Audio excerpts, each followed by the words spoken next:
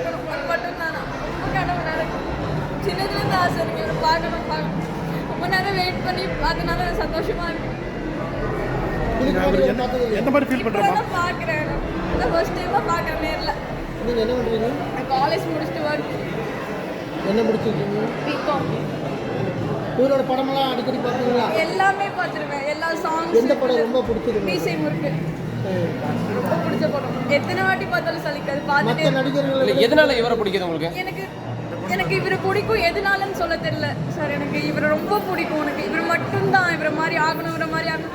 ரொம்ப இதுவாக இருந்துச்சு சார். எனக்கு நீங்கள் நேரில் பார்த்தோன்னே சந்தோஷமாக இருந்துச்சு. பட் ஃபோட்டோ எடுக்க முடியல. இந்த படம் பார்த்தீங்களா? பிடி சார் பார்த்துட்டீங்களா?